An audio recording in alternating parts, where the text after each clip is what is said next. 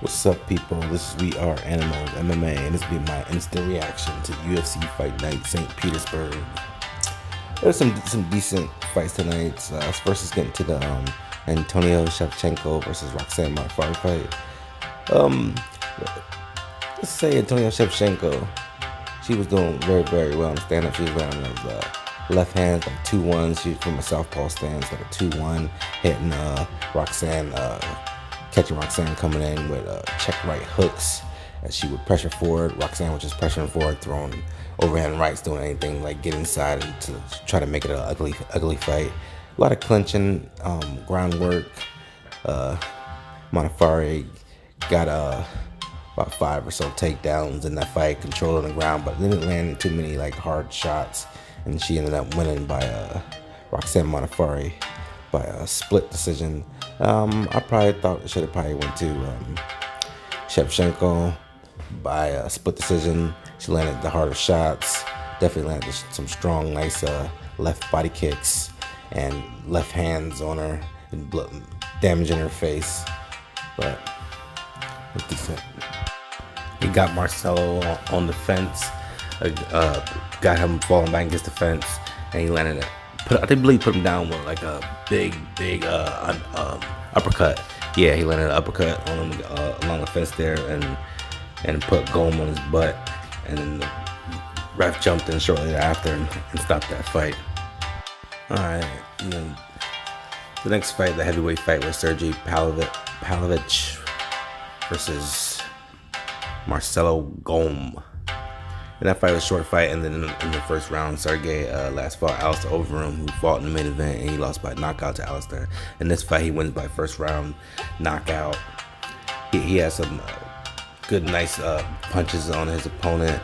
His opponent really didn't like get any head movement. Caught him like an overhand right, I believe, followed by a left hook, and really put really caught him against the fence with like a right hand and then left hand, and then he got his Marcelo covering up, and they caught him with a big uppercut that Marcelo didn't see because he had his head down, and it was just covering up from that last shot. Just put him on his butt and ended that fight. All right, let's talk about that co-main event: Islam Makhachev versus Armen Tassarukian. And that was what I call like a grappler's delight in that fight. Heavy grappling throughout the whole entire fight. Not too many strikes landed. Very close to contested fight in the first round there. There was a lot of exchanges and grappling and clinch work going back and forth. Very impressed with both of their wrestling capabilities. Definitely some high level stuff in that fight. The second round there, Islam was starting to pressure forward, starting to get his range in. Tassarukian had some good moves there too. He did a little spinning wheel kick though. Didn't miss that, kind of set it up properly. But I believe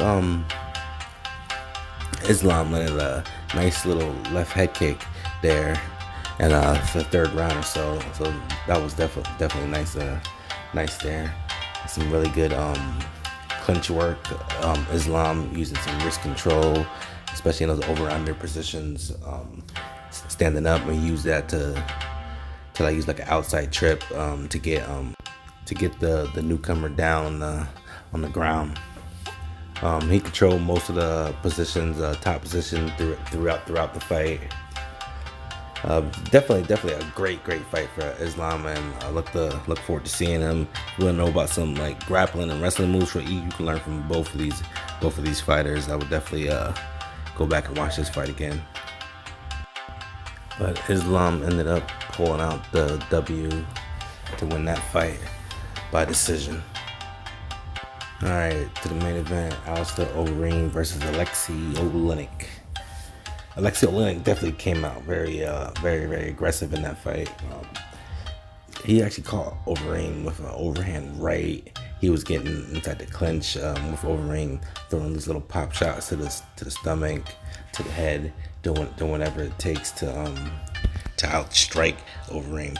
Overeem, as I thought, really worked those knees in the clinch, in the tie clinch, whether it be that and the double unders. He'll use those knees, as I spoke about in my analysis video that I did earlier.